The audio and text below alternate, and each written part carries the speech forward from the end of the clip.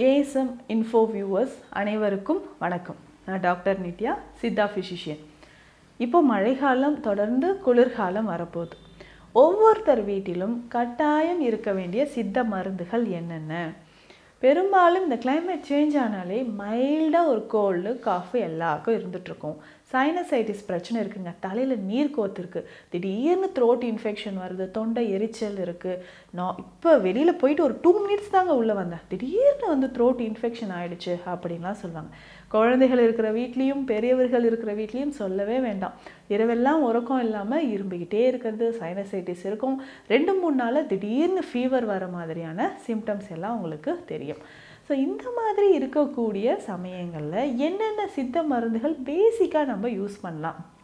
Sugar இருந்தாலும் BP இருந்தாலும் நீங்கள் ஏற்கனவே என்ன மருந்துகள் எடுத்துகிட்டு இருந்தாலும் அதனோடு சேர்த்து இந்த சித்த மருந்துகள் எல்லாமே நீங்கள் தாராளமாக சாப்பிடலாம். அப்படி சொல்லக்கூடிய சித்த மருந்துகள் என்னென்னன்றதை பார்க்கலாங்க.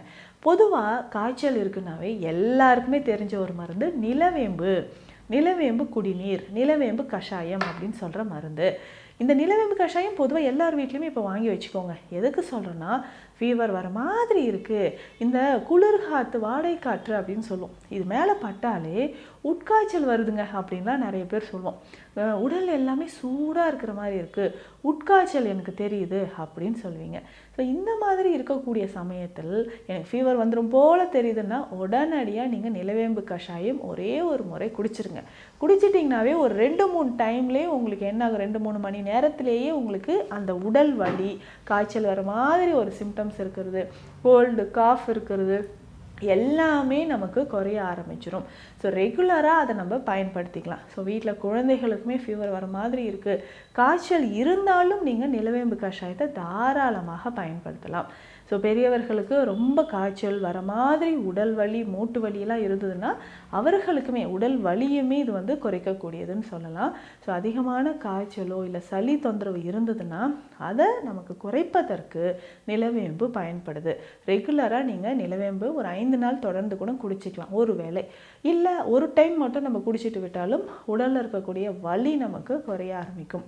இதை தாண்டி வேறு என்னங்க நம்ம பயன்படுத்தலாம் அப்படின்னு கேட்டிங்கன்னா, தாலிசாதி சூரணம்னு ஒரு மருந்து இருக்குங்க. ரொம்ப ரொம்ப எக்ஸலண்ட்டான ஒரு மெடிசன். இது கொஞ்சம் காரம் குறைவாக தான் இருக்கும். குழந்தைகளுக்கு நீங்கள் தாராளமாக கொடுக்கலாம்.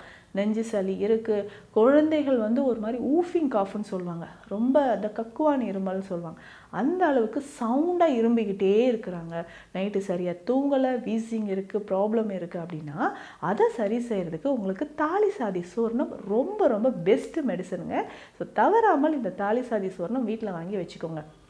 இது எப்படி மேம் பயன்படுத்துறது அப்படின்னு கேட்டிங்கன்னா, இந்த தாலிசாதி சூரணம் ஒரு 1/2 ஸ்பூன் அளவுக்கு எடுத்து தேனில் கலந்து சாப்பிடணும். எத்தனை நாள்? 3 நாள் 2 வேளை சாப்பிடுங்க போதும்.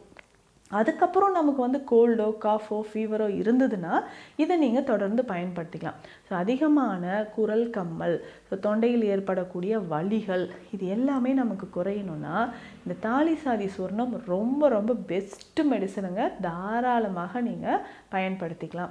ஸோ ரெகுலராக இதை நீங்கள் பயன்படுத்திக்கிட்டே வரும்பொழுது நமக்கு கோல்டு காஃபு சைனசைட்டிஸ் இருக்குன்னா அது நமக்கு குறைய ஆரம்பிக்கும். அடுத்து முக்கியமான ஒரு மருந்து என்னென்னா, இது வெளிப்பிரயோகமாக நம்ம பயன்படுத்தக்கூடியதுங்க. எனக்கு சைனசைட்டிஸ் இருக்குது, தலையில் நீர் கோத்துருச்சு, மூக்கில் தனியாக வருது, இந்த மாதிரி பிரச்சனை இருக்கா? முக்கியமாக நேசல் பாலிப் நிறைய பேருக்கு இருக்குது இல்லைங்களா? இதற்கு ஒரு சிறந்த மருந்துன்னு பார்த்தீங்கன்னா நீர்க்கோவை மாத்திரை. இந்த நீர்க்கோவை மாத்திரைன்னு கேட்டாவே உங்களுக்கு கிடைக்குங்க. இதில் வந்து மஞ்சள், படிகாரம், சாம்பிராணி இந்த மாதிரியான மூலிகைகள் இருக்குங்க.